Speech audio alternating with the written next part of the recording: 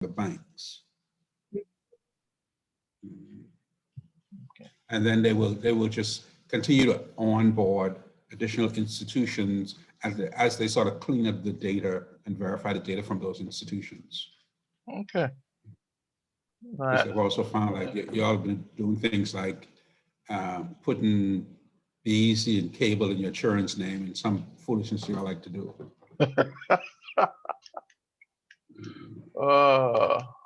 Yeah, because I was really wondering, as a collector, how would that how that's going to impact that aspect of the banking industry in regards to judgments, in regards to the legal perspective, more or less. Well, any court judgment is automatically going to go towards the credit bureau. Okay. So that's going to show up on your credit report. Yeah, and most likely that's the kind of stuff that'll stay there for what, 7 years, I think, or is it 5 years? I can't remember. I think it's 5, between 5 and 7. It's 5 years, because there was the argument and among our political masters, I think they agreed to 5 as opposed to 7 years. But 7 years is common throughout most of the rest of the world. I don't know why y'all Bahamians think y'all special, but all right. But yes, the reports are expected to be issued certainly by the end of the year. They were planning on doing it beginning of 2021, but COVID effectively killed a whole year. Yeah. For all of us.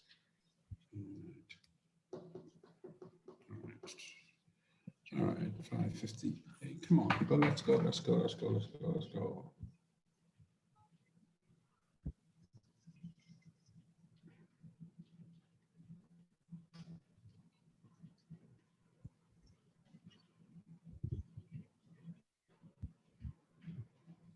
See, I don't want to be unfair and start, early if there are persons who may actually show up on time, and that would not be fair to them. Yep.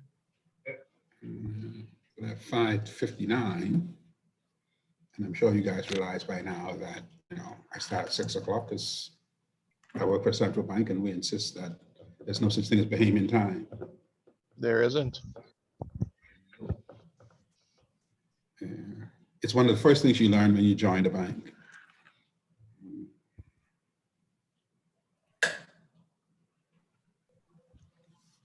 Okay. If there are no questions regarding the homework, we can start. So last class, we ended up, we said we completed our initial discussion of the economy, GDP, inflation, and employment. Sorry, employment and inflation. And what we wanted to begin really is our main focus of our course. This is on policy, understanding how the economy operates and how policies affect the economy. So to do that, we wanted to very clearly distinguish between what is considered classical or long-run economics and Keynesian or short-run economics. So classical economics assumes that in the long run, forces within the economy will always push us back to equilibrium. Right? If there is too much demand, if there's excess demand or shortage, prices will rise until supply rises to meet that increase in price, and demand falls because of that increase in price, and eventually that market will be in balance. Similarly, if there is unemployment, by definition is an excess supply of workers, more workers than there are jobs. If that's the case, classical economics says eventually what's going to happen is that the price of wages or the price of labor will come down. And as the price of labor comes down, the demand for labor is going to go up because that's what the law of demand says. Right? And eventually that's going to become balanced from a market perspective, but from a personal perspective, it's going to be the case where I need to find a new job. Right? Even if it's not in the industry that I was trained for, educated for, even if it's for slightly lesser salary, Yeah. But the fact of the matter is, I cannot go without working. I have bills to pay, family to raise. Right? So the classical economist says, even in the case of unemployment, eventually the market will correct itself to the point where we're back to equilibrium. And equilibrium in the labor market is what we call full employment. Full employment, and we'll talk about that in a second, is when demand for labor exactly equals the supply of labor, so that there's no pressure for the price of labor to change. And you would note very quickly that we treat labor similarly to the way we treat any other product out there, right? Law of demand for labor, law of supply as it applies for labor, like any other product. So classical economists are saying that if you look at the economy as a whole, or even if you look at individual markets within the economy, if you give it enough time, in the long run, we will always be at market equilibrium, because there will be forces pushing us always back to equilibrium. It may take some time, who knows how long that is, but we will always get back. The Keynesian economists, known as short-run economists, say that while the economy will return to full employment eventually, these people will find a job eventually, right? But because wages and prices are sticky, which means they don't adjust very quickly, there's going to be some period of time between when there is a disequilibrium in the market and when that disequilibrium goes away, when we get back to full employment. And the Keynesian or short-run economist says that in such an environment, right, where you don't, just because you lose a job yesterday, doesn't mean you'll find a job today. Right? Keynesian economist says that there may be a time between when you lose your job and when you find a new job, even if that job is at a lower wage rate. There is some time when you could be sitting at home, hoping and praying somebody call you, but the bills keep coming in.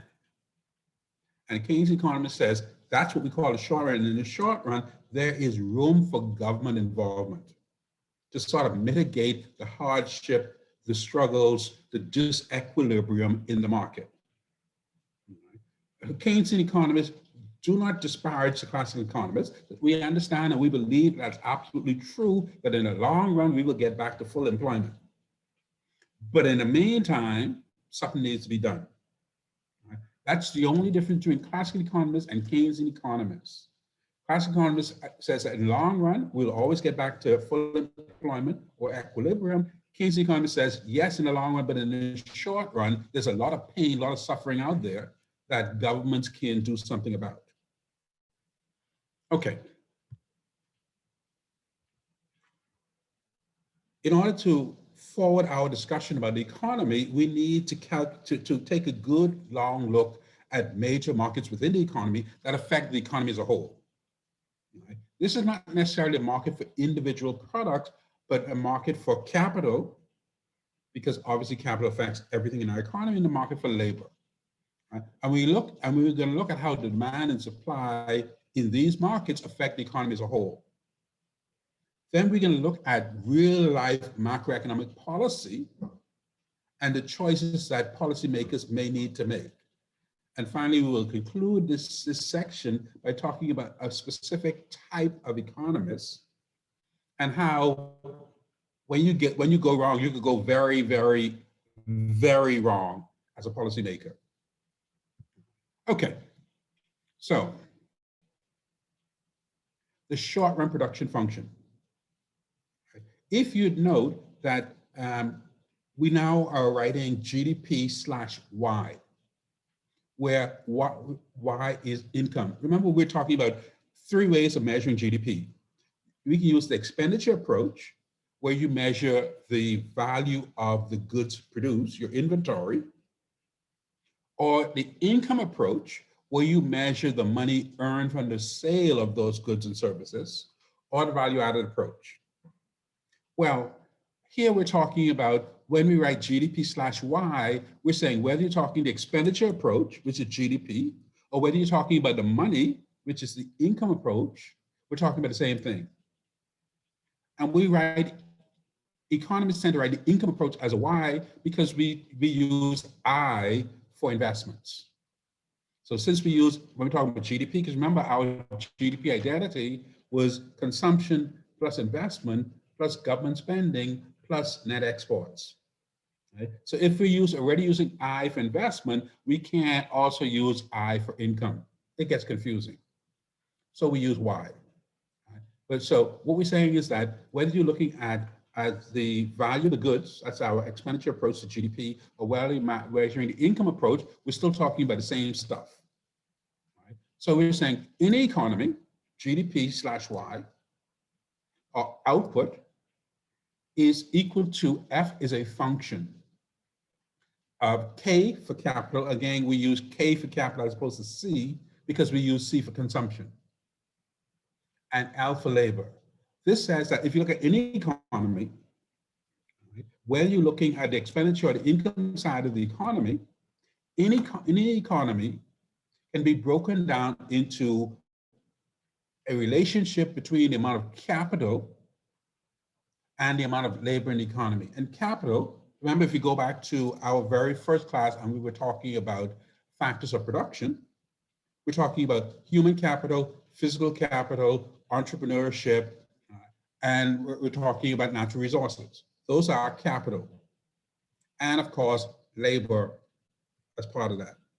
So we said there are some economies where they use a lot more capital and relatively little labor. So you have advanced economies that have all sorts of machines and computers, et cetera.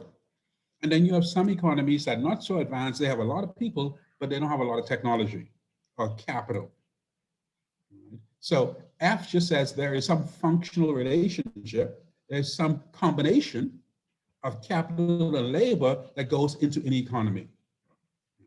The F just says there's some functional relationship, and that relationship is going to depend on the individual economy.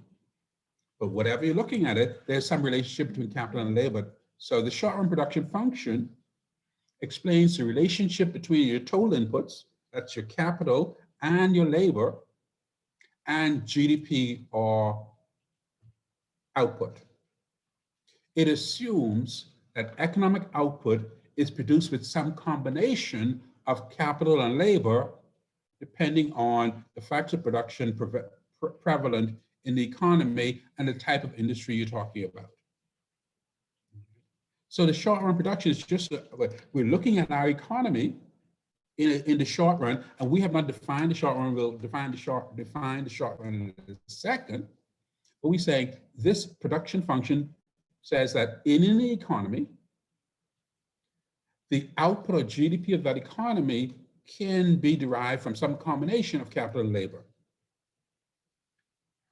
Now, very important for us when we're talking about the short run. In macroeconomics, the short run is not a fixed period of time. It's not 3 months or 6 months or 9 months or a year, anything of that sort. The short run is a period of time in which at least one factor of production is fixed. So in macroeconomics, we assume the short run to be that period of time in which at least one factor of production is fixed. So in general, we assume that at any given point in time, you have a certain amount of equipment, so much plant, equipment, and machinery, and it takes a while for you to get more, either to assemble more, to import more, to build more plant, equipment, and machinery, to build another factory. That's going to take time. So at any given point in time, what you have to work with is what you have to work with. Right? So it's generally assumed that the quantity of plant and machinery, what we're calling capital, is fixed, and that production can only be altered by changing the variable inputs such as labor, raw materials, and energy. Let's say you're talking about your office. Right? At any given point in time, you only have X number of photocopying. People still use photocopiers? Because we're going paperless in my office. Anyway. Right. Certain amount of copy machines, photocopy machines, at any given point in time. So if there's additional persons wanting to use that machine while you're already using it, well, they gotta wait. That's what we're talking about. At any given point in time, your capital is fixed. Now, do you remember one of our economic principles that talks about if output is produced with 2 or more inputs and one input is held fixed while the other inputs are allowed to vary, output increases at a decreasing rate. Sounds familiar? Diminishing returns. Principle of diminishing returns. So it's one of the reasons why we attack those principles right up front, because that particular principle applies here, and we will see exactly how that works when we're talking about fixed capital in an economy. Okay. In the short run, the principle of diminishing returns states that as more units of a variable input are added to fixed amount of land and capital, the change in output will increase at a decreasing rate. It will rise and then fall.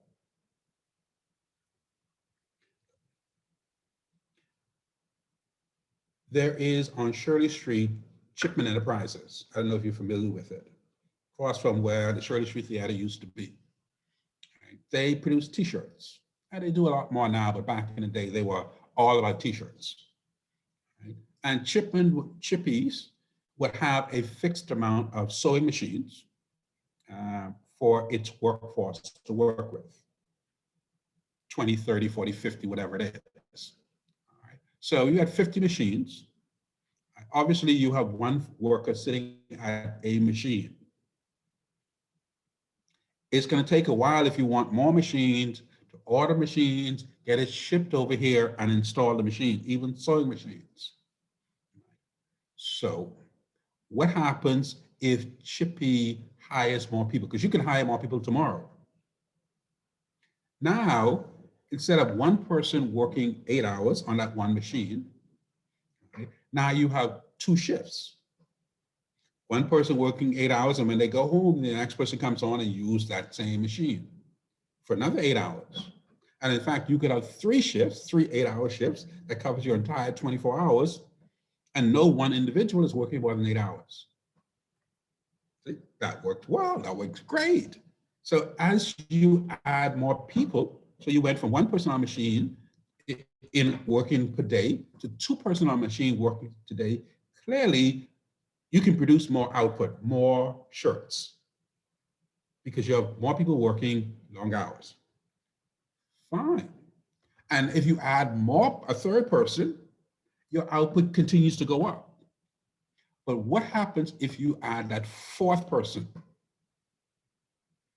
Obviously, now everybody can't work 8 hours. So let's say now you're evenly dividing the hours among this 4 person. So instead of 3 people working 8 hours each, now you have 4 people working 6 hours each. Does that not mean that each individual is less productive than they would have been if they were working the full 8 hours? I mean, assuming, there's no slacking off. And what happens if you add a 5th person and a 6th person? You can see how at each time you increase your labor, as long as your capital is fixed, your output goes up, but at a decreasing rate. You get less and less and less out of each additional person you add to your workforce. That's what we're talking about. So we're saying the principle of diminishing returns says that, as long as, because we said in the short run, we assume capital is fixed. So as long as we assume that amount of machinery, the amount of land you have available to you is fixed, then as you increase labor, which is the only variable that is able to change easily, output continues to go up, but at a decreasing rate, and at some point, output begins to fall. Because people are just getting in their way, there's no more scope for people to make use of your capital, your machinery.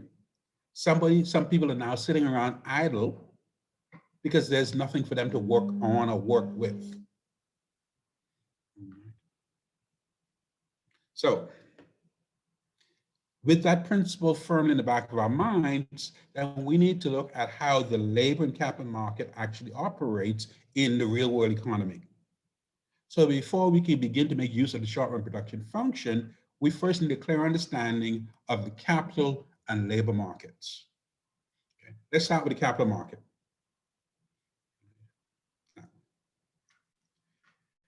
Capital we're defining as machines, equipment, building, land, etc.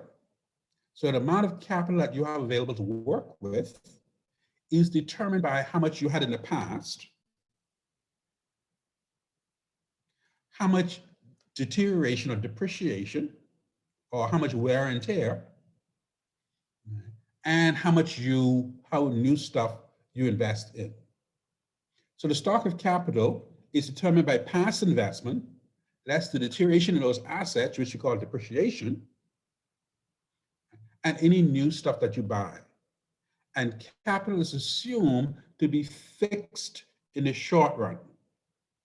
And because capital is fixed in the short run, if you were to try and graph capital, it would look like this, like what we see here. All right. It's a curve increasing, so it's increasing output or GDP is on the left-hand side, the vertical axis, and capital, total amount of capital is on the right-hand side, excuse me. So you can see as we increase the amount of capital, so if we're going from left to right along the bottom, as you're going up, you realize that you're going higher and higher on the y-axis, and at some point it's curving over, until it peaks at some point and then starts to drift downward. All right. So we're saying, I wonder if I can make that bigger. Oh, yes, I can.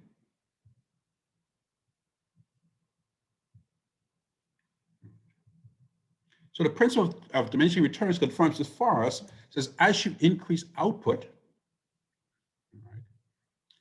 as you increase your capital, so you're going from left to right, you're buying more and more stuff. Right? Output increases, but at a decreasing rate. And eventually, even though you're adding more and more capital, your output, your productivity is not going up. Our capital formula, let me see if I can get this back to where it was. At the bottom, all this is, let's say we're talking about our institution, our banks, and you're talking about your IT resources. Your IT resources are your laptops, your iPads, your iPhones, if they're the business phones, and your desktops. All right, fine. Now, what we're saying is that I don't know about your institution. My institution does it every quarter. They go around through the whole building and they keep track of every little bit of technology in the building. And then they have one of these scanner things with little barcodes on it. Anyway, all right. So the amount of this technology that's available at the beginning of 2022, that's next year, would be everything we had up to the end of 2020 minus the deterioration of that stuff that we had bought previously, added to anything we buy in 2021. We assume that there is no depreciation in 2021, right? Because we just bought this brand new stuff. So when we're talking about how much of this IT property that we have available, IT capital, come 2022, it's how much we had up to the end of 2020, how much that has deteriorated over time, plus all the stuff we bought in 2021. And that's going to tell us what we have to work with in 2022. And now you just expand that to the economy as a whole. Okay, and that's relatively straightforward in terms of the capital market. So here, I just sort of see if I could illustrate that a bit more clearly.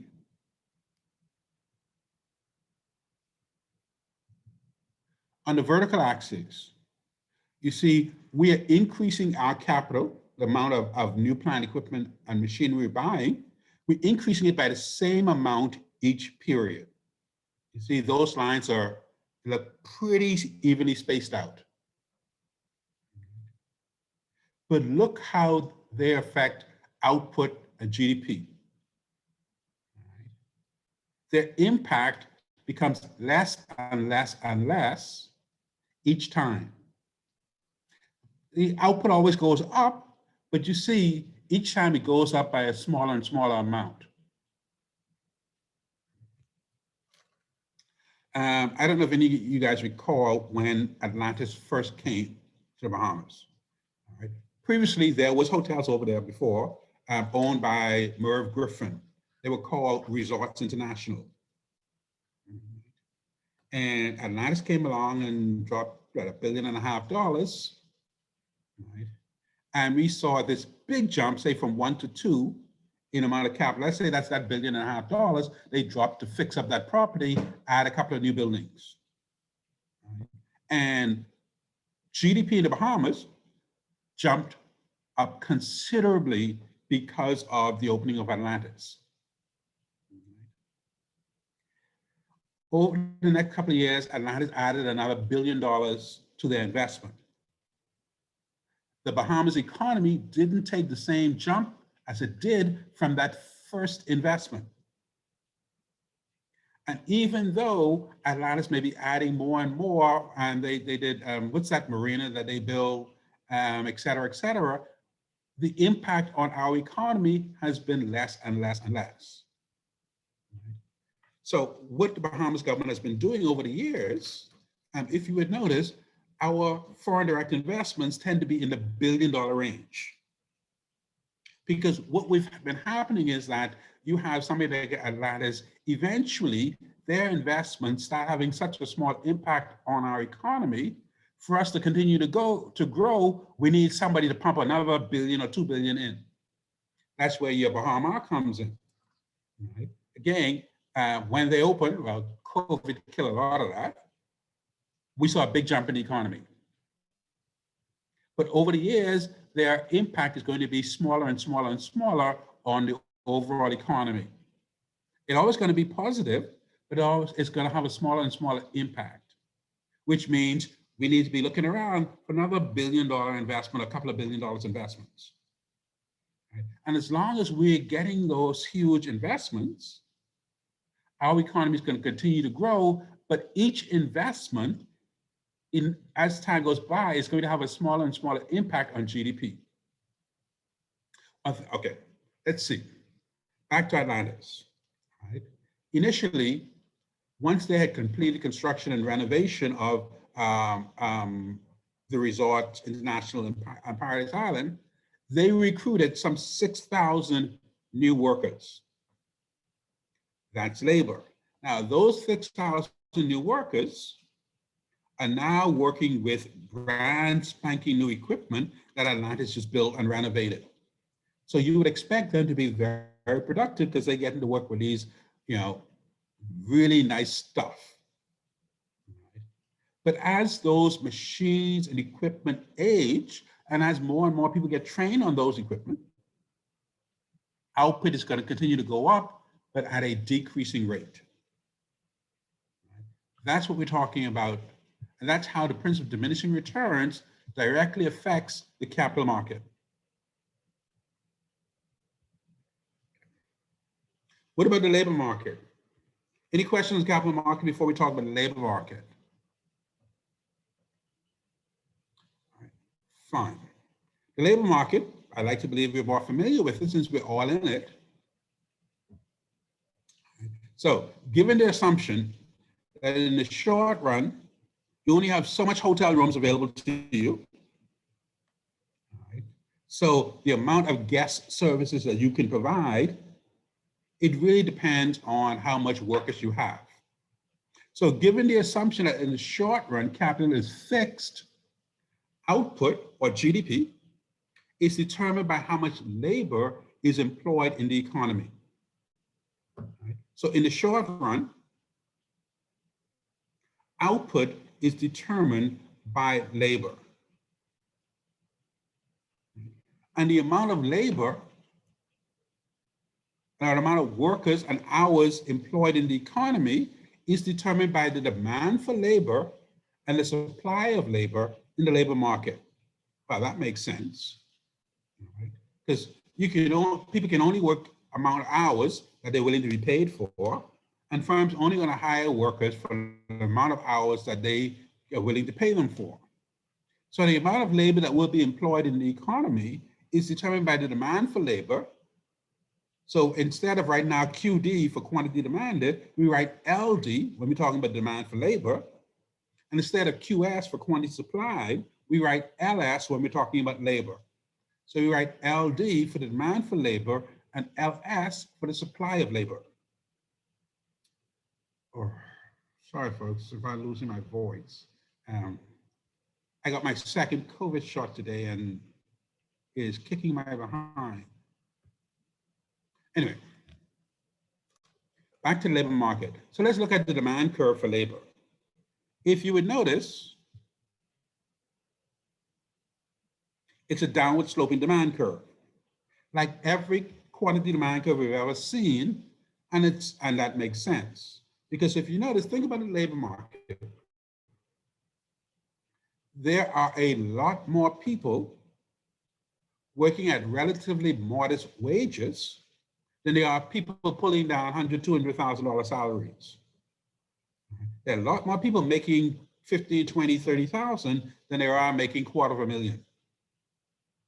And the higher the wages, W stands for wages, and wages is just the price of labor.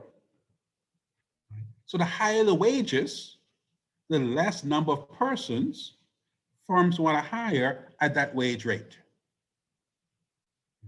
That's also why there's always a lot more staff than management. The higher the wage rate, the fewer people firms want to hire at that high wage rate. And as wages come down, firms are willing to hire more and more people. So demand for labor is by firms. Companies are the ones who demand labor. Firms hire workers until the marginal benefit of hiring an additional worker is exactly equal to the marginal cost of hiring an additional worker. What principle that sounds like? Well, it's exactly the marginal principle. It's marginal benefit versus marginal cost. And in this case, we're talking about the marginal benefit of hiring the next person versus the marginal cost of hiring that next person. And we said the marginal cost of hiring an additional worker is what you have to pay them, is the real wage rate. And you notice we didn't say the wage rate, we said the real wage rate, which brings us to the reality principle. What matters is the purchasing power as opposed to the nominal value.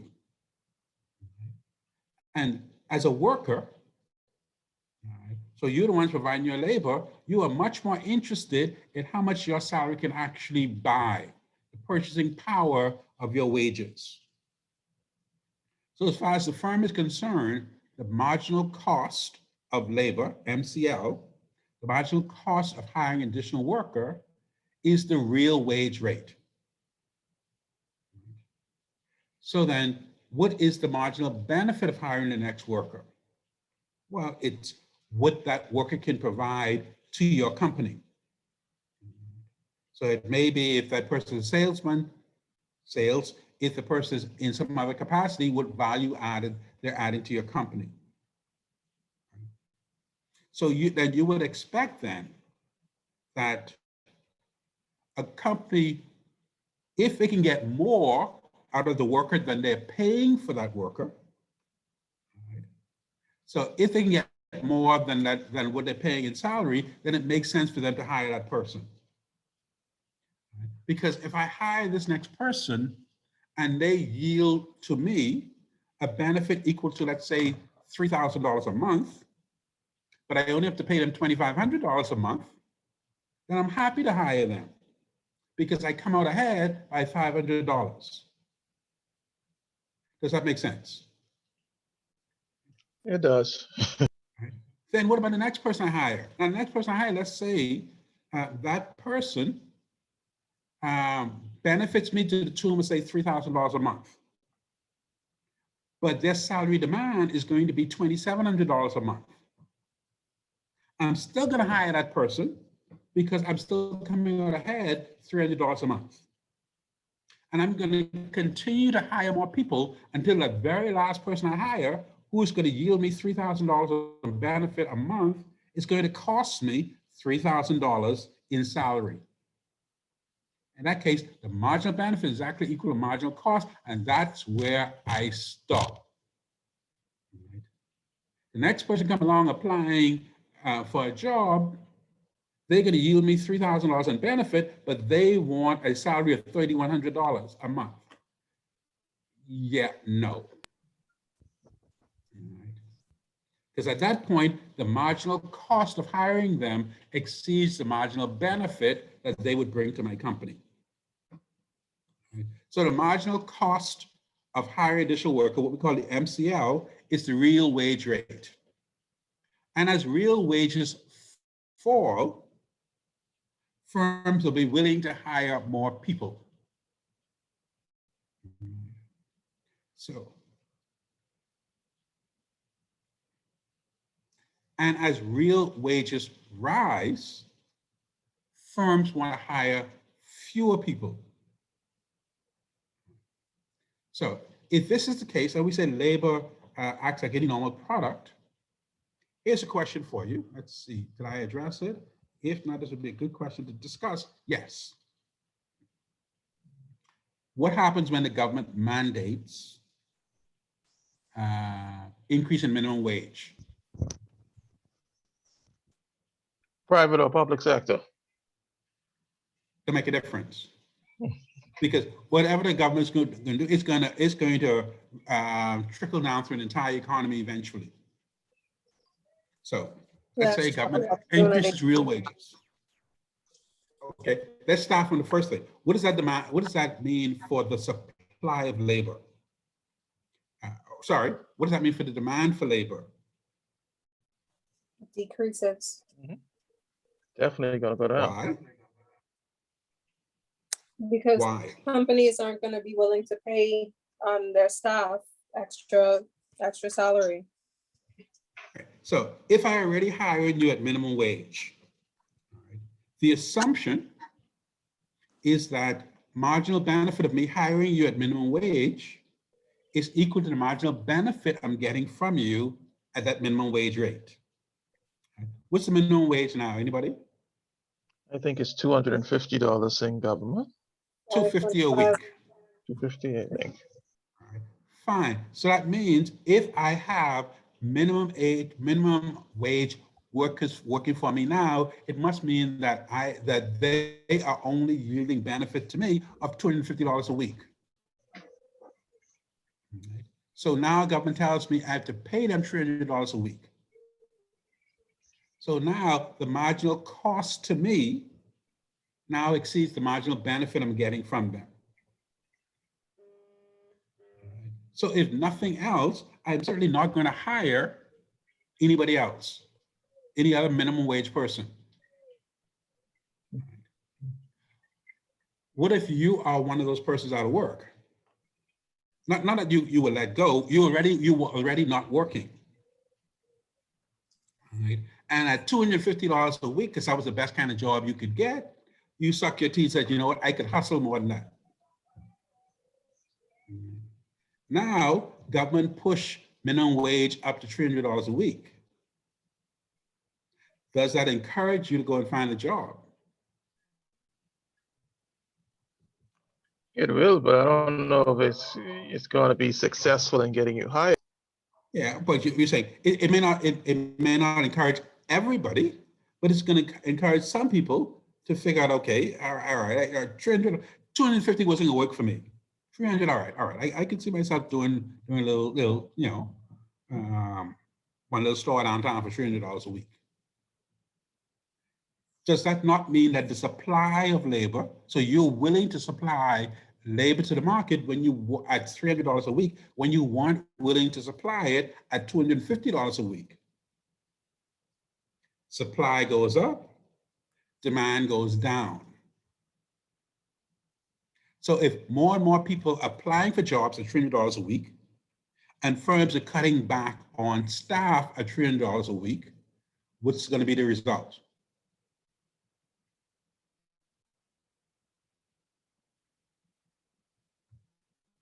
Come on. Disequilibrium. Yeah. But in real words, all right, firms are letting people go because at $250, I'm willing to pay you $250 a week, sure. But at $300 a week, nah, I don't think so. Nah. All right. So would you expect more and more people, especially these people in the minimum wage category, where businesses are no longer willing to accommodate them at $300 a week? Would you accept that as a possibility?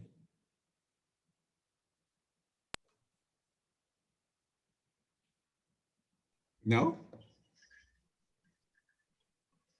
I think it's going to be a tremendous decrease because they're not going to hire, because if $250 is what I was willing to pay and now government switched it on me and it's 300 now, I ain't looking to spend no more money, so I'm not going to be in the hiring mode, because then I'm going to be losing more than I gain it. Now look at the other side of the coin. More people willing to go look for work at $300 who wasn't willing at $250. More people looking for work, but companies letting go more people. Doesn't that sound like increased unemployment? Yeah, that's what it is, increase in unemployment. Right. And the reality is what we call empirical evidence. Right? This is not theory. This is actually, you go out and you talk to people, talk to companies, talk to businesses, talk to individuals. That's what I mean by empirical evidence. Everywhere, in every economy, except communist and socialist economies, whenever there's an increase in minimum wage. And now we can argue all day whether minimum wage is sufficient for people to live on or not. That's not the discussion here. The discussion here is economics. And whenever we have seen an increase in the minimum wage, it has always been accompanied by a decline in employment. Always. Now, as policymakers, especially if you have some sort of economic understanding and background, you know this is going to happen. But your job then is to say, okay, there's a balance I have to make between the number of persons who are going to be better off when I push up the minimum wage rate. And I think that's going to be an overall benefit compared to the people who are going to lose their jobs because I push up the minimum wage rate. Because both of those things are going to happen. And I know as a policymaker, there's going to be some increased unemployment, but I have to just make sure that overall, the economy as a whole benefits, which of course is no comfort to the people who actually lose their jobs. But as policymakers, we're looking at the economy as a whole. All right, that's the demand side. What about the supply side? Supply of labor is by workers. Right? And we as workers, we consider the effect of real wages on the number of hours that we're willing to work. So when we're talking about labor supply, we generally are not talking about people as such, we're talking about hours worked. Right? And we should be most familiar with this if you ever worked in a hotel or know someone who worked in a hotel. Because you know, you can have 5-day weeks, 4-day weeks, 3-day weeks, everything is based on the number of hours worked as opposed to the number of people working. Okay, first things first. There is 2 contradictory effects that we need to sort out when real wages go up.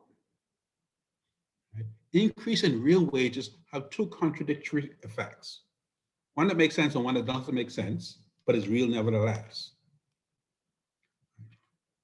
The law of supply says as price goes up, and we said real wages is the price of our labor, because that's what you have to pay us, to put in these hours.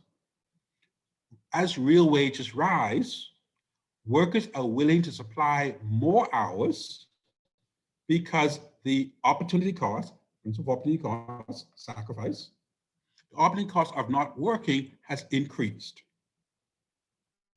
Think about this now. It's one thing when you were sitting at home, all right, and the only job you could find was paying you $2.50 an hour. If government push up minimum wage, right, that means for you to stay at home now, it's costing you not $2.50 an hour, which you thought you could hustle. Now it's costing you more because it's costing you the possibility of making $300 a week, not an hour. Whew, $2.50 an hour. Man, that's some good money. All right. So the opportunity cost, what you sacrifice for staying home, is money you could have made if you'd gone to work. And think about this even more. Let's say you get your degree, right? But you still at home looking for a job. If the degree that you got in a normal institution would have paid you $30,000 a year, that means by staying home, you are sacrificing $30,000 a year. And as you improve your education experience and skills, you're sacrificing more and more money that you could have been making. Because as you increase your value, the money that you could have been making goes up.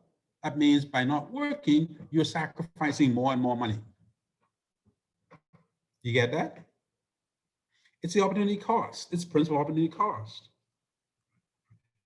It says, think about this. This is the whole concept behind overtime. Why would you work overtime? The only reason that you would work overtime if the bank was paying you more than regular time. Because what you're doing is that you are substituting your leisure hours for work hours. And the only reason you're willing to supply more work hours to the bank is if they're paying you more.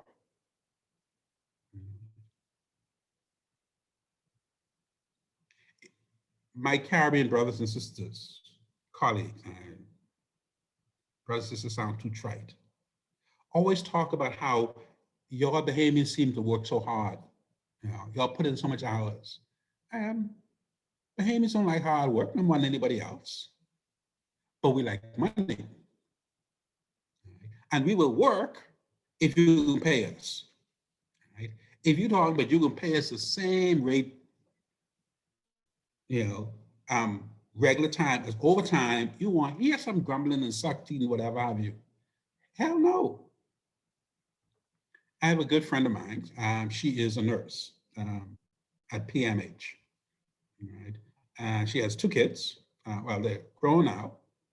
These kids have never in their entire life celebrated Christmas on Christmas Day. Because Christmas Day, mommy is working. Right? That's Christmas, that's a holiday, that's triple time. Right? Y'all can get your a present come Boxing Day. Right? But mommy gonna be making that money on Christmas. Right?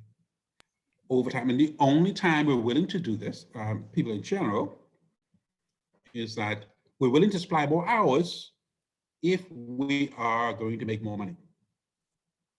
And that makes sense. The labor supply curve, upward sloping.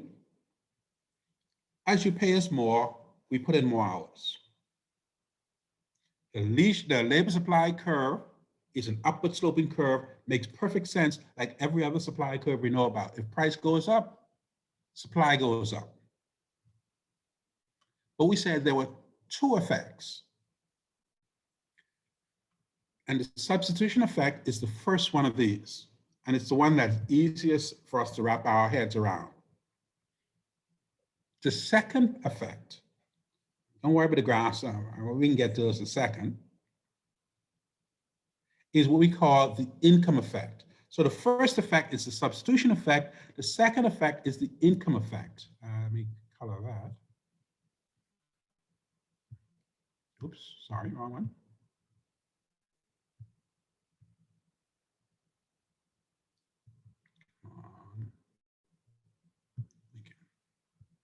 The income effect says, as real wages, income, and as real wages rise, our income and our wealth also increases.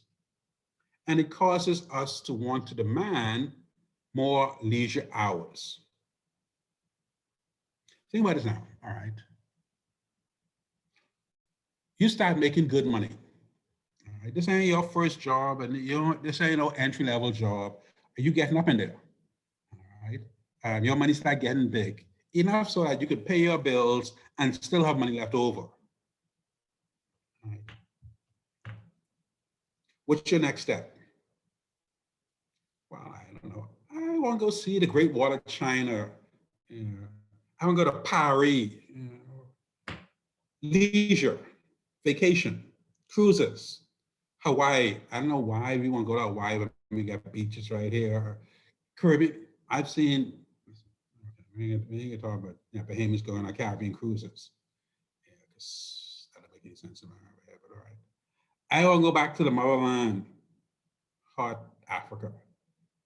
Actually, I've been to Africa. It's very nice. Some of the cities you wouldn't believe. It's not all, bush and safari. Anyway, but the fact of the matter is, as we start making real money, we start getting ideas in our heads about putting that money to use. Right? You don't want to kill yourself on a job no more. You want to do something with the money. Our demand for leisure hours increase. Does that make sense? Sure it does. Right? So both effects make sense. The substitution effect says, if they pay you more, you're willing to put in more hours. The income effect says, as you make more money, you want more time off because you want to do something with your time. So the income effect causes labor supply to decrease. Let me bring up the big graph here.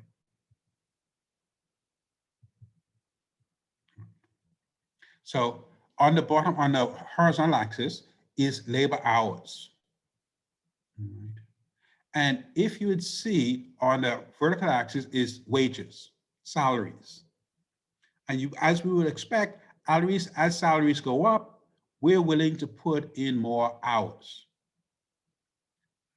As long as they're willing to pay us more, we're willing to put in longer hours. But at some point, in this case, we call it W3, at some point where our money is long enough and strong enough, right, that when we start making more money, we want to put that money to use, and we want to supply fewer hours, longer vacations, take the family to Disneyland, Disney World, wherever, right, because we now can afford to do so. And we have a supply curve that's downward sloping. So you have a supply curve that has this break in it. It has this normal part that goes up, up, up, up, up to get to a certain point, and then start going in the opposite direction. So how do we reconcile these two effects? because they're both true and they're both real. All right? We know for a fact that these things happen. The difference is at W3, at that wage rate. All right? The income effect only becomes prominent beyond a certain income level. This is the bottom of our screen. The income effect only becomes prominent beyond a certain income level. And thus, in general, the substitution effect dominates, and our supply curve looks like it's supposed to look. All we're saying is that the supply curve is normal for normal people. Right? And once you start getting up in the rich level, right, yeah, then the supply curve starts getting all wonky. In the Bahamas, W3, the level at which the supply curve starts inverting or turning backwards, is right around $50,000 a year. Right? What we've seen is that Bahamians making $50,000 up tend to value their leisure time more than the extra money they may get from working overtime. Right? Once you get to that kind of salary, you know, paying you an extra $100, $200 overtime ain't gonna move you that much. Mr. Demerit, I see what you mean. That don't make sense.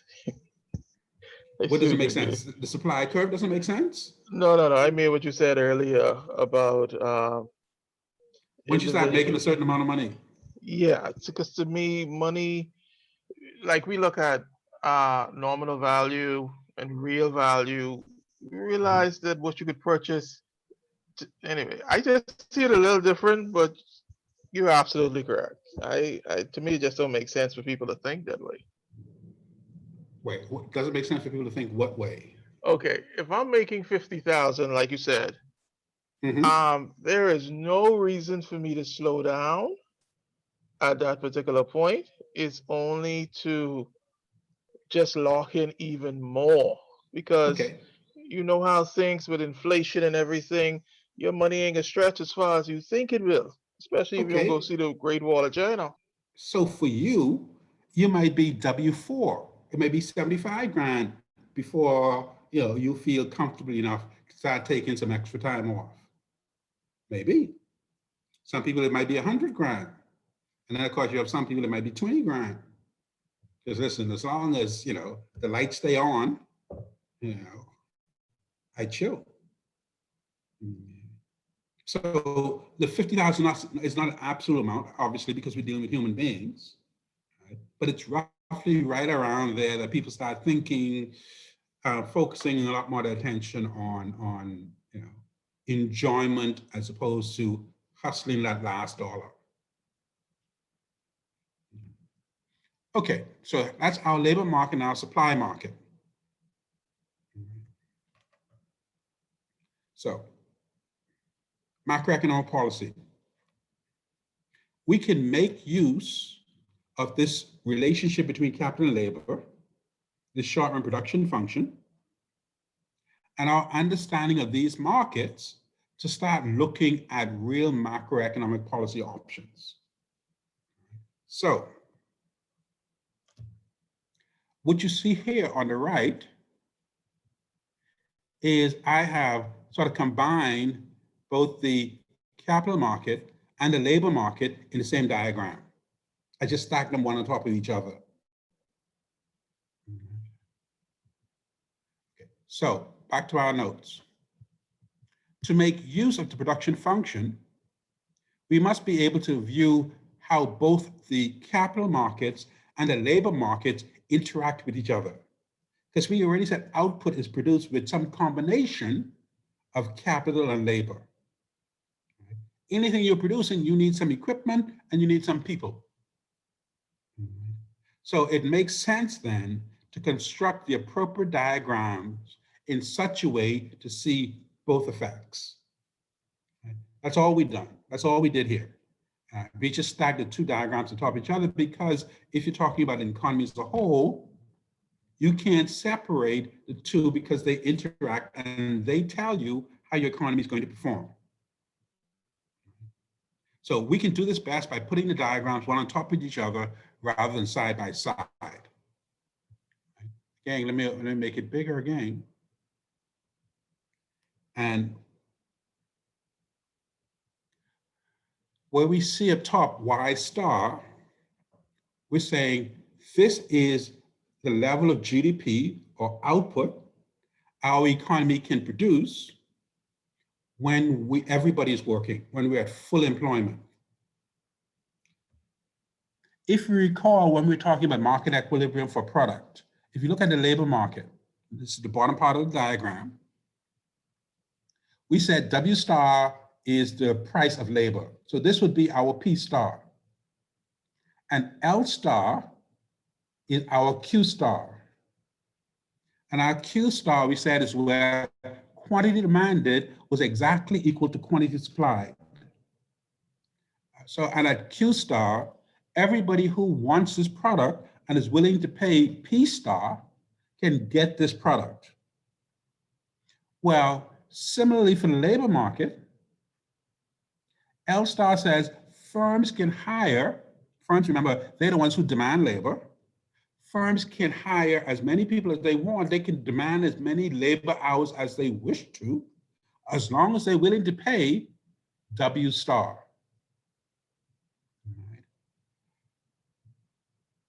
That's what we're talking about. At the same time, for our regular product, we said Q star says that firms can supply as many of this product to the market as they want and get it sold as long as they're only willing to charge W star or P star. Similarly, in the labor market, it says everybody who wants a job can get a job, so they're willing to supply their labor to the market. Everybody who wants a job can get a job as long as they're willing to accept this wage rate. So if instead, let's say this wage rate is, I don't know, $500 a week or $2,000 a month. Right? Everybody who is willing to accept a wage rate of $500 a week can find a job. But if instead you insist that no, $2,000 a month ain't gonna do it. All right. I know how much I'm worth, and I'm worth $5,000 a month. Well, then you ain't want no job. Because if the market says your skills are worth $2,000 a month, but you insist upon $5,000, you ain't looking for no job. You don't want no job. Because the labor market, L star is saying everybody who wants a job at that wage rate can find a job. And firms can hire as many people as they want as long as they're willing to pay that wage rate. So at W star, demand for labor is exactly equal to the supply of labor. And that is our very definition of full employment. Full employment is when everybody who wants a job and is willing to pay, willing to accept the going rate can find a job. And everybody who wants to hire people and is willing to pay the going rate can find people to work for them. So everybody who wants a job can find a job. Everybody who wants to hire people can hire people. That, by very definition, is full employment. Full employment is not, there's nobody not working, because there's lots of reasons, as we saw previously, where people may not be working. There's also the case where people may not be working because their demands are too high. So full employment occurs when labor demand is exactly equal to labor supply. And when you use that amount of labor with the amount of capital available in your economy, that's where we draw this dashed line all the way up to our capital market. And we see what output is generated for our economy with that amount of labor and that amount of capital. Remember, at any point in time, the capital is fixed. So we know we end up with a what is called full employment level of output, or that Y star. So let's see, where are we now? So what about our policies, our policy options? So you've gotten a job in the Ministry of Finance. Ministry of Finance is the fiscal authorities. All right. Their job, among other things, is to grow the economy.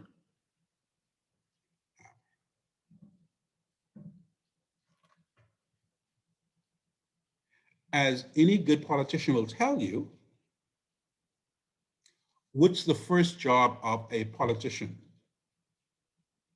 To One lie. guess. Sorry? I would have glad it to lie. No. That's a means to an end. First job of a politician is to get reelected. So you cannot do anything if you can get kicked out as soon as you start warming up to your new policies. So your job is to get elected, re-elected. Right? Fine.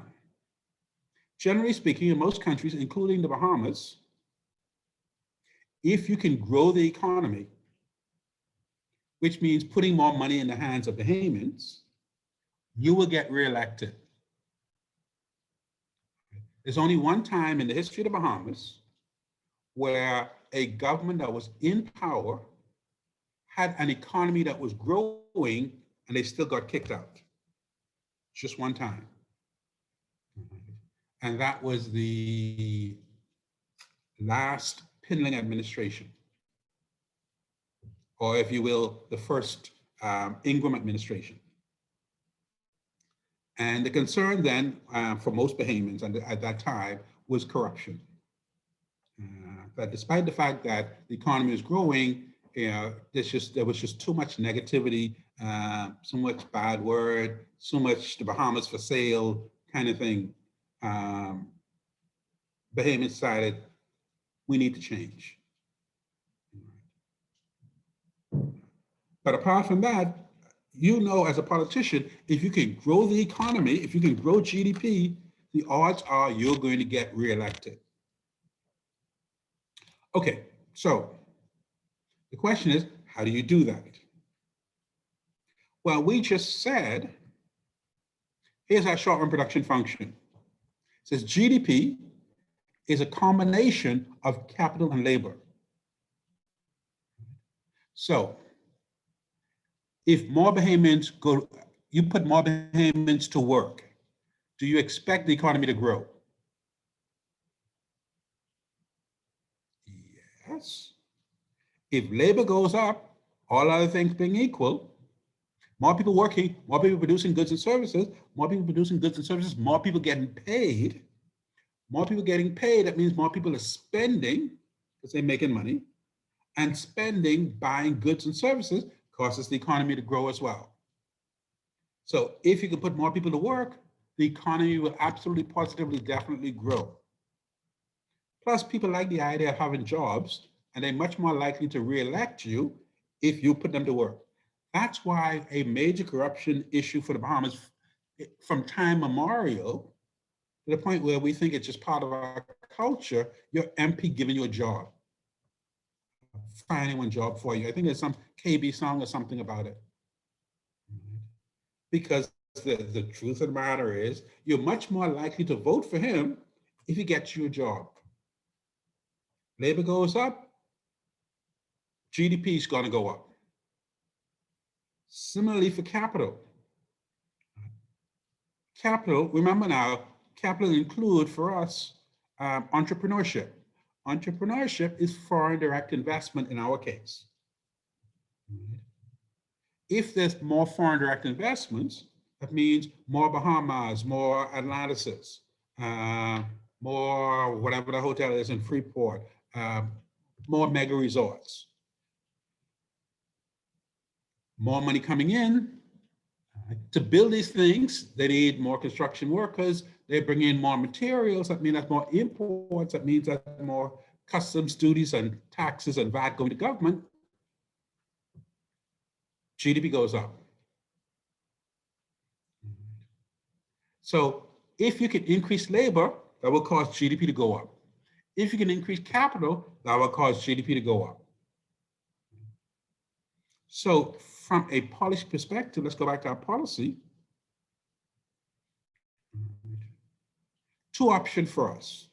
We know if we increase labor supply, the amount of people working, we know that's going to cause GDP to go up. We know if we increase the amount of foreign direct investment, capital, that's going to cause GDP to go up. The question that we want to answer, that we want to answer as policymakers, is which is the best policy to employ? Because we want to grow the economy, because we know growing the economy is going to make Bahamians feel better about themselves, more money in their pockets, and they're likely to reelect us. All right. So, shall we look at both policy options and see how they play out?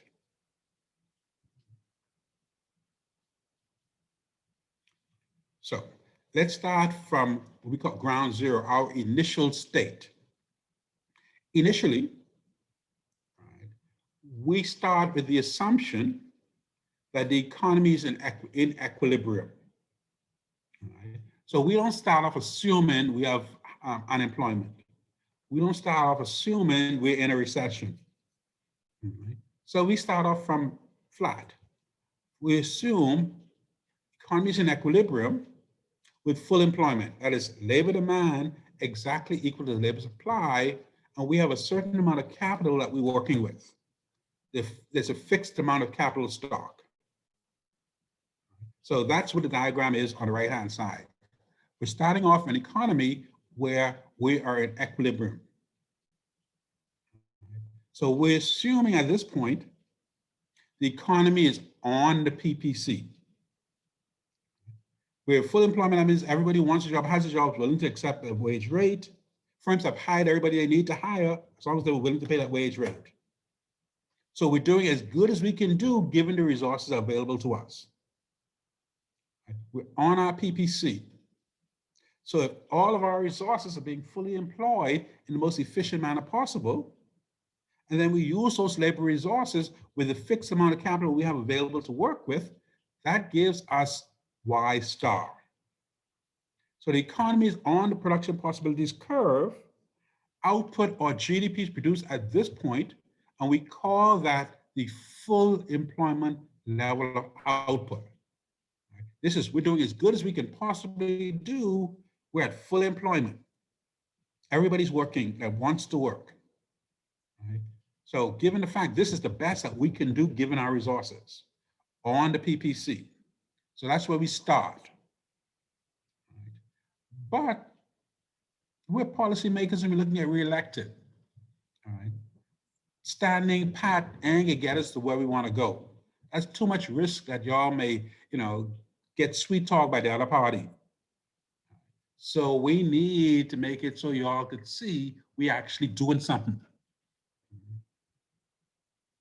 So option one, we increase labor supply.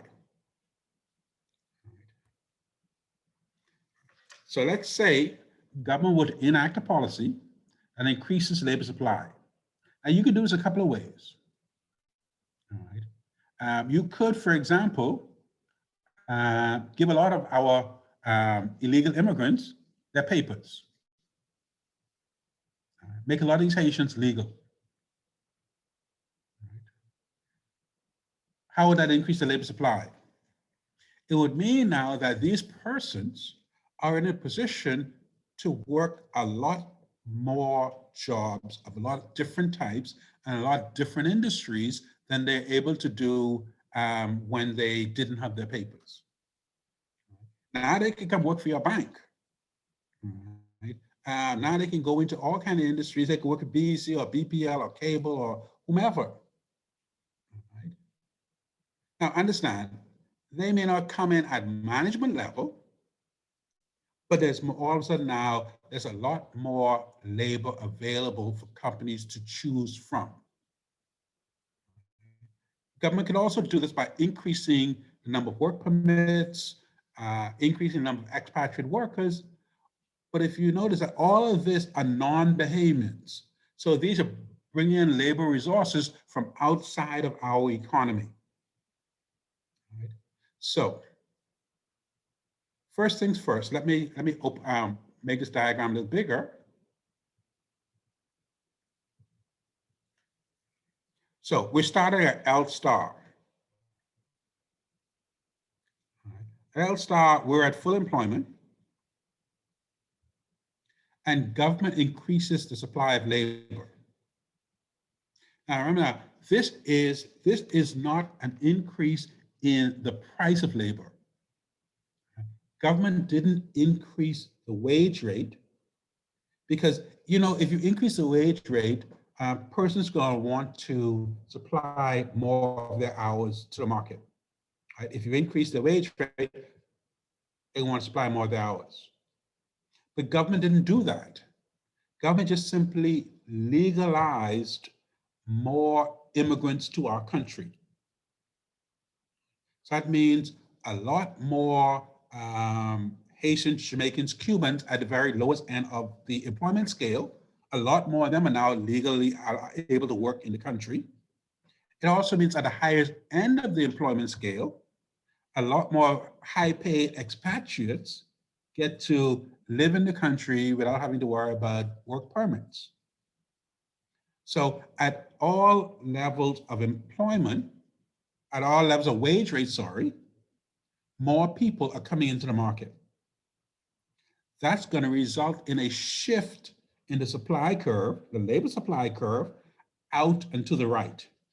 And that's what we see here. The supply curve is shifting out from LS to LS1. So let's go back a second. We started out at L star and W star. And you see where at L star and W star, you see where they intersect, where they touch the labor demand curve. I don't know if you can see my thingy cursor. Let's see if I can insert shape star. So we start off at this point. Right. I hope you can see that. Right. At W star and L star, that's where we are. That's where our economy starts before government did anything. Then government caused the supply curve to shift out by legalizing a lot of these persons and increasing the number of work permits, et cetera. So we end up at this new point where the triangle is. You see L star went from L star to L1. But at L star, at the original L star, go up to our capital curve and over to the left, and we see where our full employment level of output is, our Y star.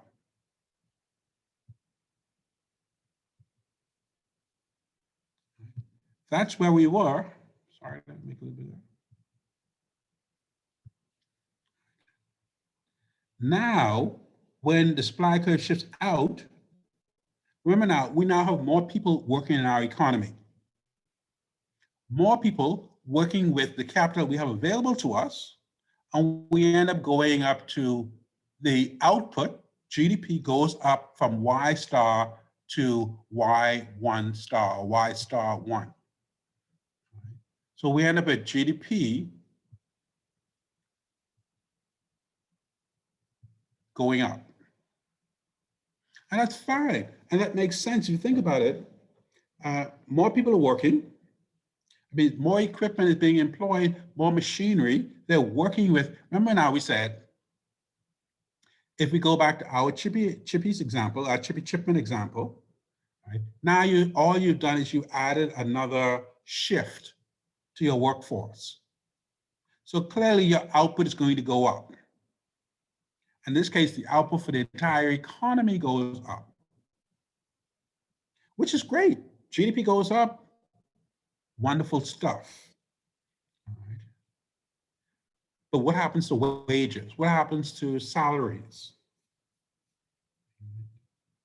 Yeah, Well, I'm listening.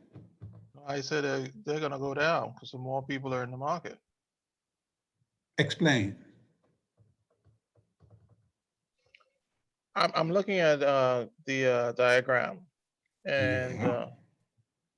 if we're looking at that, the more that labor goes up, then naturally, Yes, but why? Think about this for a second. Let's say right now, where do most of our illegal immigrants work? They either do, if they're female, they're doing housekeeping, that kind of stuff. If they're males, they're doing what, yard work, gardening, that kind landscaping. of stuff, landscaping. All right.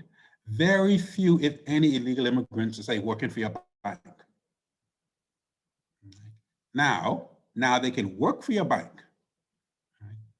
What is the lowest paying job in your bank? Messenger? Messenger, yeah. Okay. You don't need much more than be able to drive a car. Right. So if you are an illegal immigrant, what's to stop you from applying to this bank for the messenger position and willing to accept a lower wage rate than what they're paying their Bahamian messenger? Does that seem reasonable?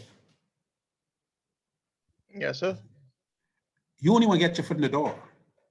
And plus, it is quite likely that what you be making as a messenger in a bank would be more than what you were making, doing landscaping. Because it wasn't as if you had your own landscaping company. Yeah, your company was, pushing a lawnmower through the streets of Nassau, hoping somebody stop you. So then, that means that on average, the wage rate of messengers are going to go down because the bank ain't no fool. Right? If the bank can pay a now legal immigrant minimum wage, and your Bahamian HIP insists upon you getting $300 a week, the bank is going to go with the minimum wage. Any company would. So now, you as the now former messenger, what do? Let's say, for example, you want to stay in the bank because, maybe home for exchange, maybe I can, take a course, maybe I could go down the counter, I can open accounts. You tell your supervisor, whomever it is, you want to train to be a counter clerk.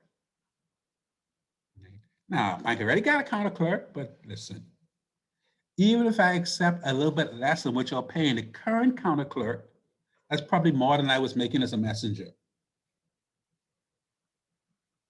I make that offer to the bank. You don't think the bank will accept that? Of course the bank will.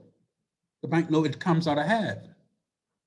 Right? And now the former messenger has accepted the position of a counter clerk. Now, on average, the wages of the counter clerk has gone down because you have somebody coming in willing to accept for less. Now, the former counter clerk, he needs more training or something because he no longer has a counter clerk job. And you see how that's going to progress up through the bank. And at each stage, the average wage rate of the next position is getting pushed lower.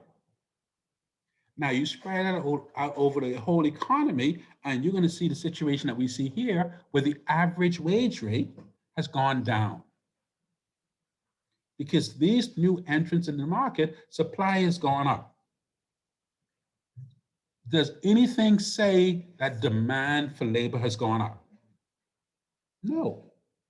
All right. Just because the prime minister gives these people their papers, don't mean that there's an increase in demand for this extra labor. So if supply goes up and demand stays the same, if you look at our diagram, in essence, we're going to move along the demand curve from the star to the triangle. And moving along the demand curve is associated with the fact that these new entrants to the market is going to bid down the average wage rate. So when supply goes up, all other things being equal, the average wage rate is going to go down. And the people who are going to be most affected is people near the bottom of the employment scale.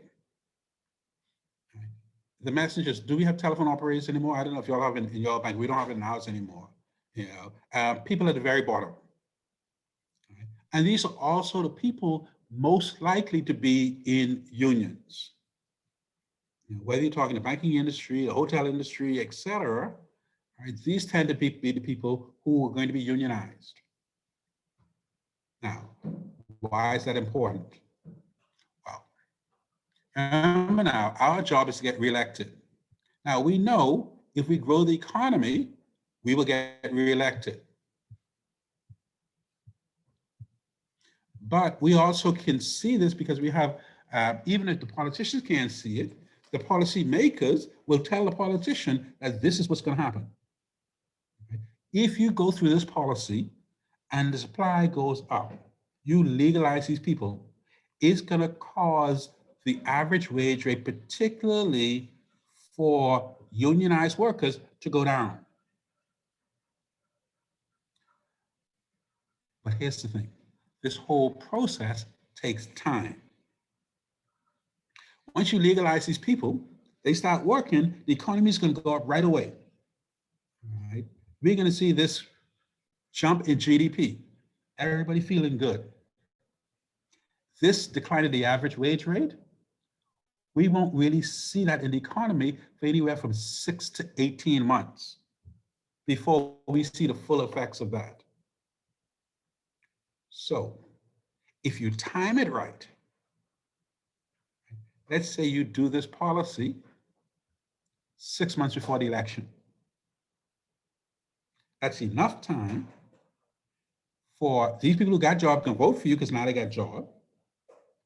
More labor is being supplied to the market. That's going to cause GDP to grow. That's going to cause you to get reelected. And now that you're safely reelected, your union supporters only now going to wake up to the fact that average wage rate is falling. But by then, you got another 5 years to convince them, you know, about their lying eyes. So,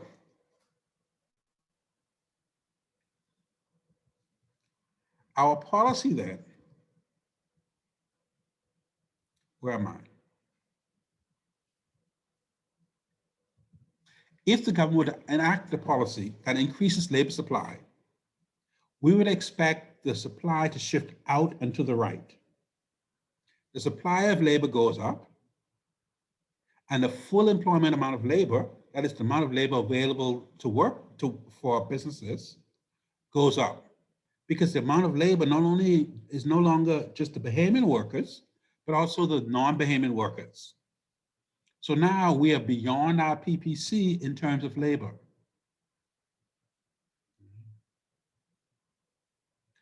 The new employment, full employment labor, this is now the L*1.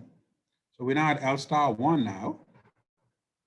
And you go straight up, you see where it touches the capital curve, and over to the left, and we see the new full employment L* is combined with the existing stock of capital to produce an even higher level of output or GDP. The problem is, however, because there's no indication nowhere that demand for labor has gone up as well, the entrance of these new workers into the economy, which was already at full, remember now, we started off with the assumption that we were at full employment. Everybody who wanted a job already had a job as long as they're willing to accept the average wage rate. So the entrance of all of these new workers into the economy, which was already at full employment, means that the equilibrium wage rate will fall as new entrants into the labor market bid down the price of labor. Right? If these new entrants would get jobs in the market, they were going to have to be willing to accept a lower wage rate than those persons already existing in the market. Right? They will bid down the wage rate. Right? These developments will more likely impact individuals at the lower end of the labor supply curve. Right? People in low wage earners, including many unionized workers. So in summary, GDP will go up for sure, but real wages will fall. We might get reelected, but our union supporters will realize after the election that they get swing. But it's certainly, if you're talking about a tactic that will cause the economy to grow, which all of our policymakers want, and cause the politicians to get reelected, which the politicians want, then this policy option will work.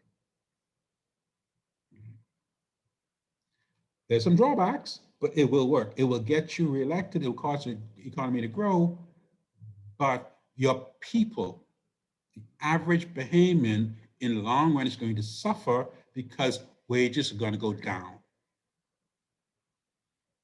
Assuming you care about that kind of stuff. Okay, fine. What about the other policy? Right. So one option would be to increase labor supply. Right. What about if we want to increase the capital stock? Right. This is a lot harder to do, mind you. Requires a lot more effort on the part of our politicians and our policymakers. Right. It requires a lot more homework, a lot more diligence, a lot more planning. Right. So initially, again, we'd start like we did before. Initially, in the short run, we assume the economy is in equilibrium with full employment. Right. So like before, we start off with that same space. And we also start off with the assumption that there's a fixed amount of capital stock. We also assume we're starting off that the economy is on the PPC. The economy is on the production possibilities curve. Right. So like before, we start off, we're ready, everybody who wants a job has a job. We're at full employment. Everybody who wants a job and willing to accept W star can find a job. And companies can hire as many people as they want, as long as they're willing to pay W star. Right? So that, by our definition, is full employment. And the amount of output generated at that level is called the full employment level of output, our Y star. Right? So that's where we start off. Now we said, okay, we want to increase capital stock. Ignore the diagram for a moment and let's walk our way through this, because this is something we know, even if we haven't seen it in this very formal macroeconomic setting.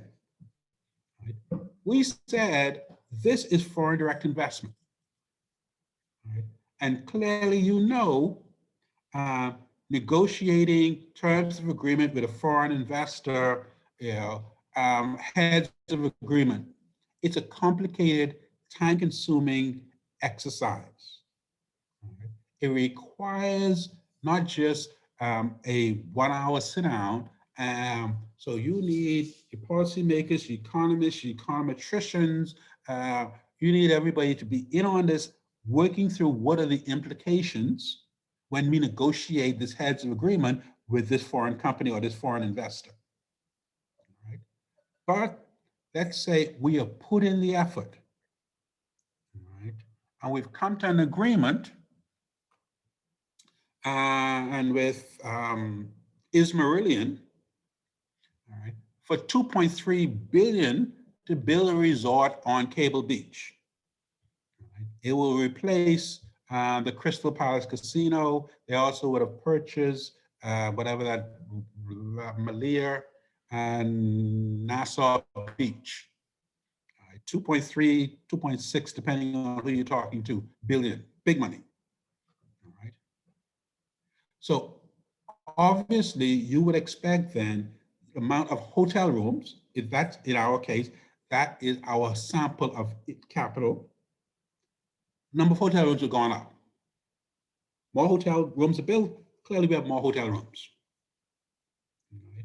So if government were to enact a policy that increases the stock of capital, for example, through foreign direct investment, the first thing we're going to see,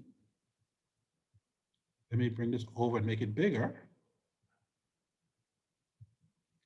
Let's look at, we're no longer looking at the capital market first, because that's not the first thing that happens. The first thing happens is that they build a new hotel.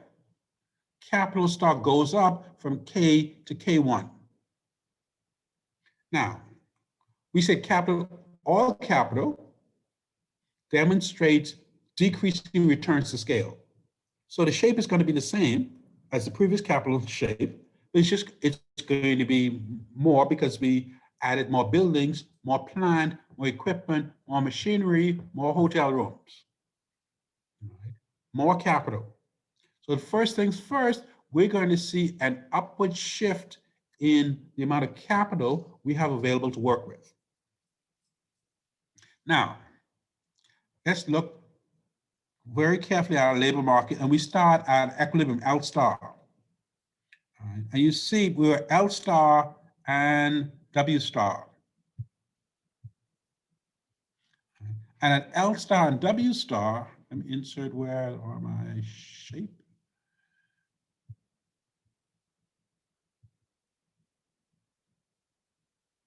All right. So this is where we were initially. And with this amount of labor, L star, if we go up to our original capital line, this is the lower K line, and then cross to the left, that was our Y star. That was our original full employment level of output before we got any new investments.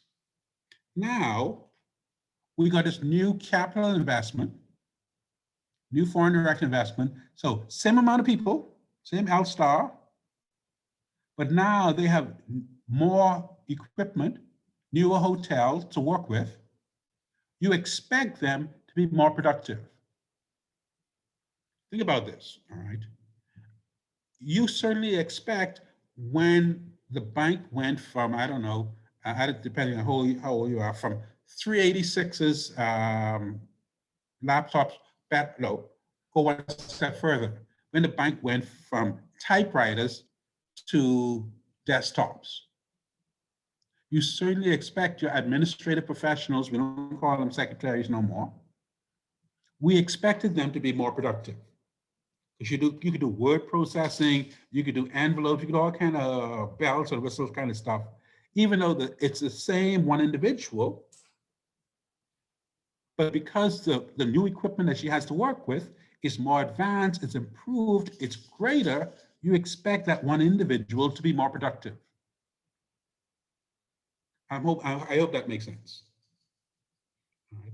Similarly, when we went from the horse and carriage to the car, right? Still one person in control, but clearly you expect it to be more productive. Right? So that's what we're talking about. Right? Same amount of labor, but there's an increase in capital, so we expect that labor to be more productive. But here's the thing, right? We started off at full employment, remember? And at full employment, we also said the marginal benefit must be equal to the marginal cost. That's where we started off. Marginal benefit of hiring that next worker must be equal to marginal cost of hiring that next worker. That's how we got at full employment to begin with.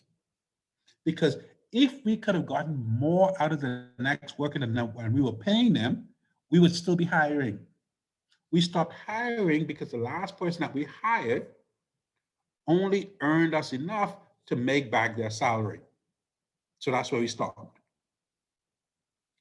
Similarly, from the supply side, as long as the company was paying us more money than we thought they were getting out of us, we were willing to put in more hours.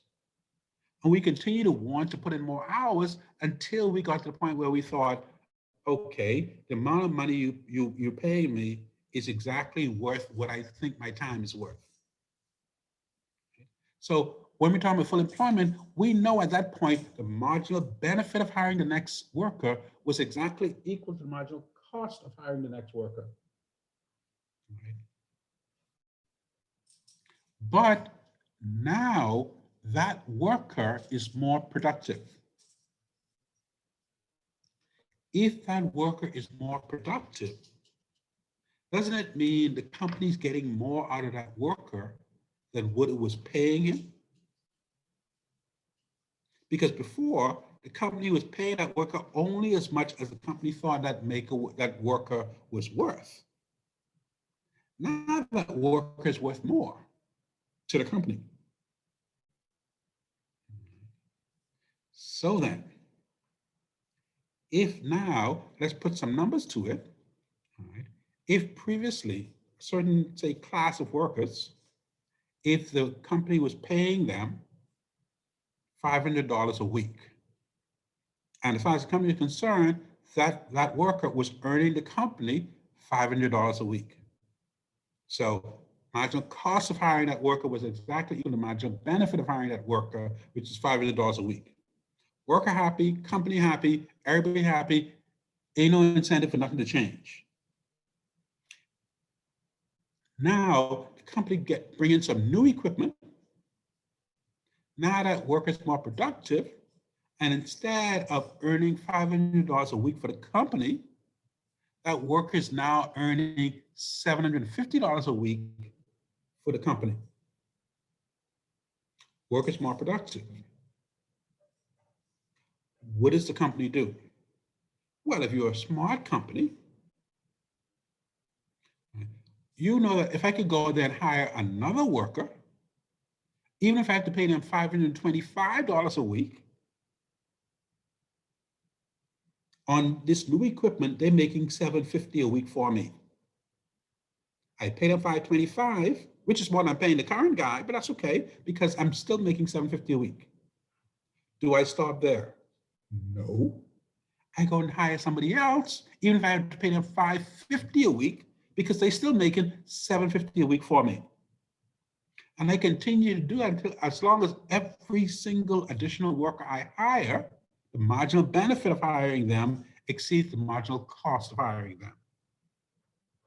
It's only when I stop hiring persons, when the very last person I brought into my company cost me $750 a week, and making $750 a week, only covering their cost. That's why I stop. And all of this occurs because of this increase in capital causes my workers to be more productive. So let's go back to our diagrams. So we said with this same amount of workers and this new capital, Y star goes up. So economy goes up, good. We like that, GDP goes up. But look at the demand. The demand curve has to shift out because remember now, we have these new productive, workers are now working with this new equipment, more capital, they're more productive. So my demand for additional workers to work with my new capital goes up. Even if that means me having to pay these additional workers a little bit more. As long as the benefit of me hiring these additional workers exceeds the cost to me of hiring these additional workers. So demand goes up. Demand goes up from LD to LD1. And I'm now paying these people a higher wage rate. Hey, did y'all hear that Atlantis is now paying $525 a week instead of $500 a week? Well, maybe I need to start looking at shifting from where I am to them. Supply will go up because of new price. The increase in the wage rate that you're paying these people causes other people to start looking at you and want to supply their labor to you at this higher wage rate. Because remember, we started off at full employment.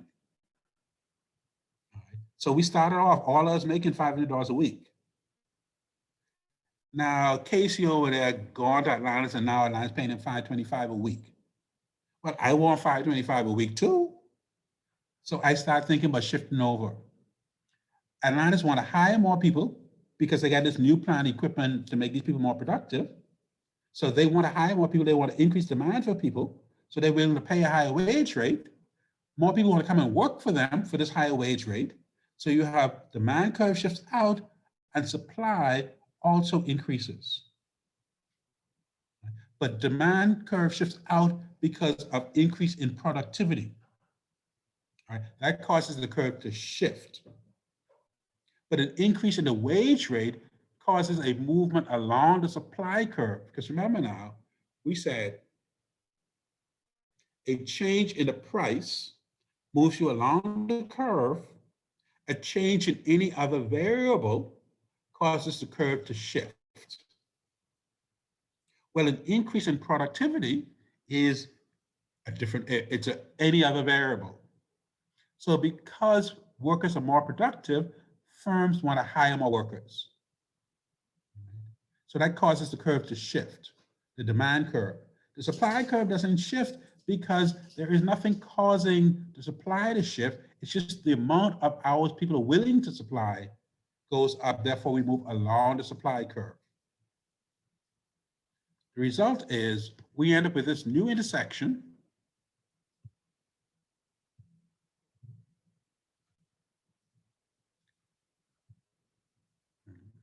where we have a new demand curve,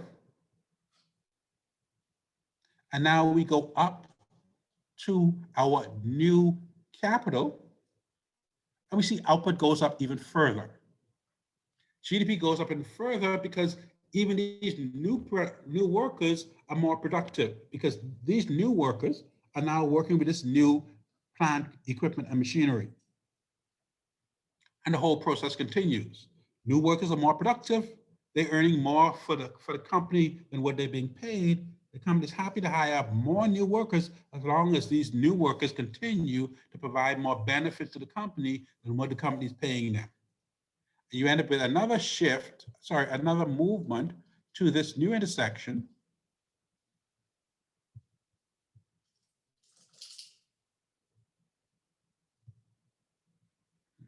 And again, we go up to our new capital and we see output goes up again. It's called a virtuous cycle or virtuous circle, depending on who you're talking to. All right. So this occurs because this increase in capital makes workers more productive. Workers more productive means that the company is getting more out of the worker than the company is paying the worker. As long as that occurs, the company is happy to hire more workers as long as it can get more out of those workers than what it's paying them.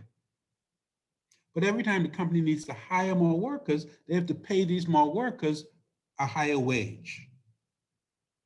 So the ultimate result is GDP goes up, employment goes up, wages go up. Everybody's happy.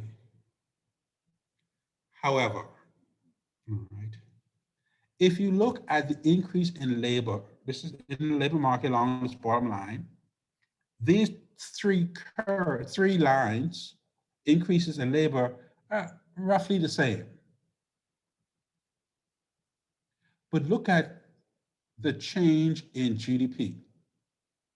It goes up each time, but by a smaller and smaller amount, a decreasing return. Output increases, but at a decreasing rate, because our capital curve shows the principle of diminishing returns. So even though more and more workers are being hired and wages rises nicely, GDP goes up, but by a smaller and smaller amount each year. So what that means from a policymaker's perspective is that this works wonderfully, but in 5 years or so, we got to do it all over again. All right. We need another 2 or 3 billion to have this effect all over again because it peters out over time. Okay, so can we summarize all of this? Let me get it back to where it was.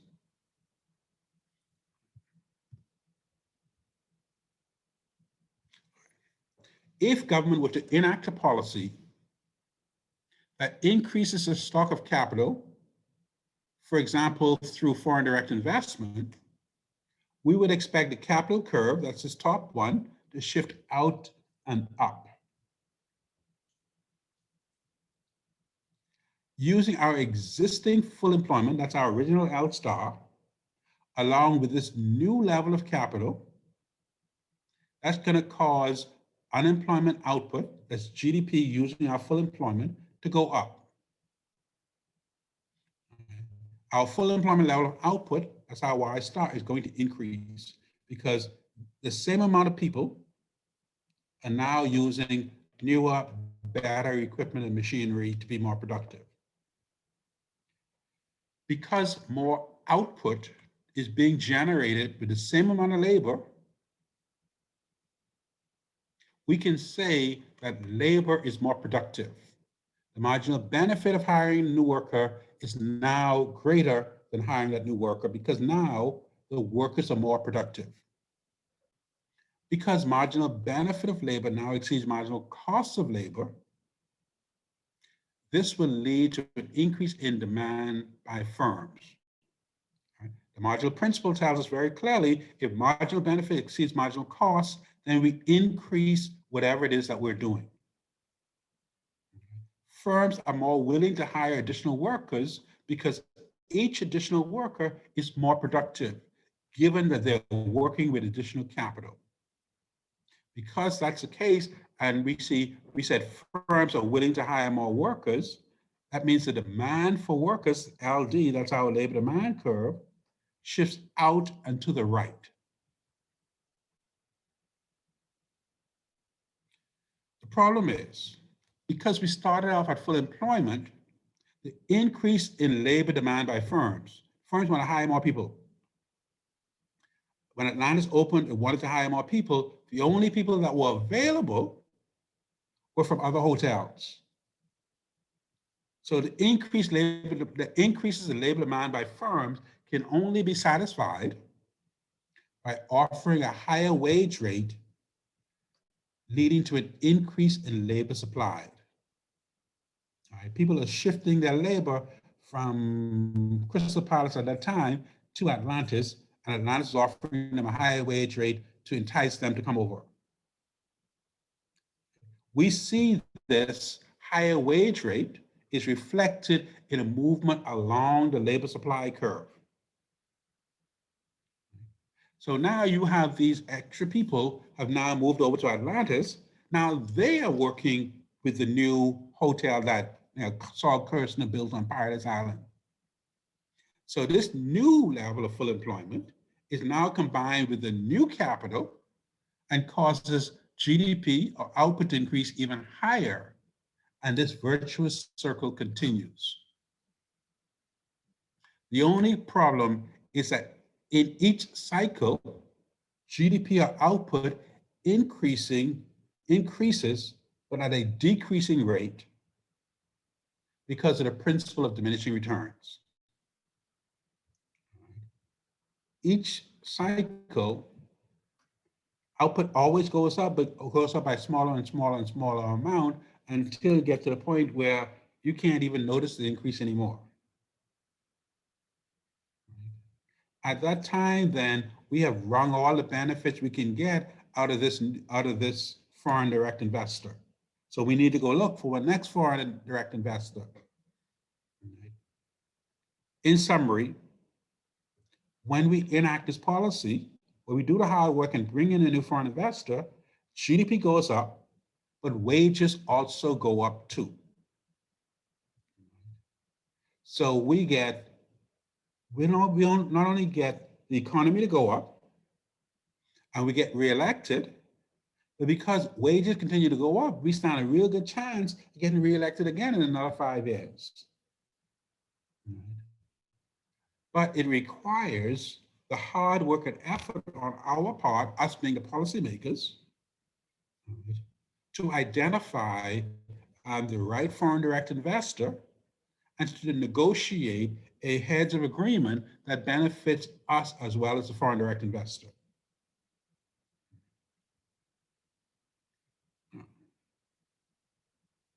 So, summary. I have two options. If we increase labor supply, GDP goes up, but real wages fall. And if we increase capital stock, GDP goes up, and real wages also go up. So our choice then seems clear. Right? If we are a conscientious policymakers and politicians, we should take the more difficult, but the more correct path in terms of our policy decisions. Okay. Any input, any questions, conversations, concerns?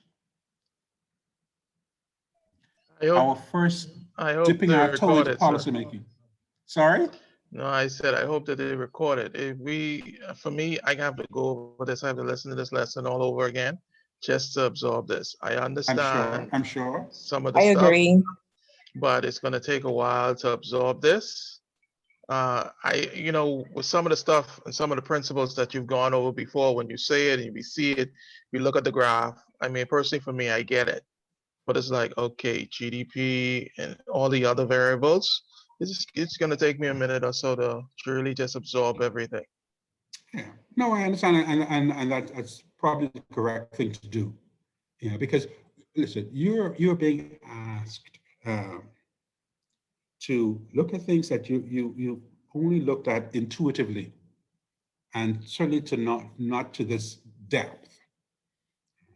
And then so you're trying to now marry with this common sense in the back of your head to this economic theory stuff. And then to top it all off, there are graphs. So can the graph make sense in my head? And can I match them with the words that I see in my notes? And then wrap all that up with what I thought is my current common sense understanding of these things, living and growing in the Bahamas all my life. So what we will do, beginning, today's what, Monday, we will go over it again more quickly than this time, but certainly you'll have opportunity to, I know it's recorded, so you can go through the recording again, and I would suggest you do it with your class notes in hand, and then you can always pause it and rewind it, etc. And see if it makes sense. And we'll talk about it again on Monday. Before you won't see this, unfortunately, you won't see this as a homework because it's, your exam is Wednesday. Yeah, it'll certainly show up on your final exam though. All right. And generally speaking, and I can tell you the way your final exam would shape in this regard, I think this is either one of the essay questions or short answer questions. It is asking you to choose a policy option and justify it. So in essence, you have to walk your way through one of these. Okay, any other questions? About the midterm, so we could start that. One more time. What about the midterm? Oh, we'll talk about the midterm on Monday because it's on Wednesday. It will be a take-home exam, 50 questions, and it will cover everything up to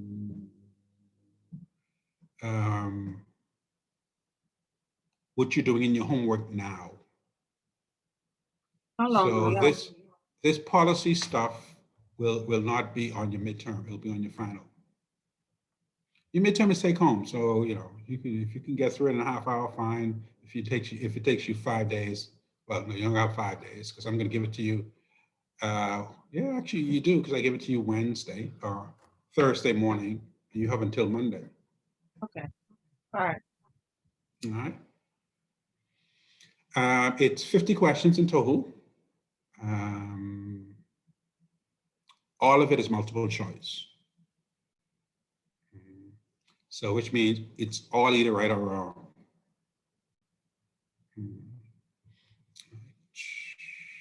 Okay. I think I've strained my voice and I've strained your brains enough for one evening. Oh, it's 8 o'clock. So I don't feel about 7:57. Any questions about your current homework before we wrap it up? If not, then thank you all very much, and we will talk on Monday. If you have any questions, certainly email, text me before calling. Thanks a lot. Have a good evening, everyone. Good evening, sir. Good evening, all.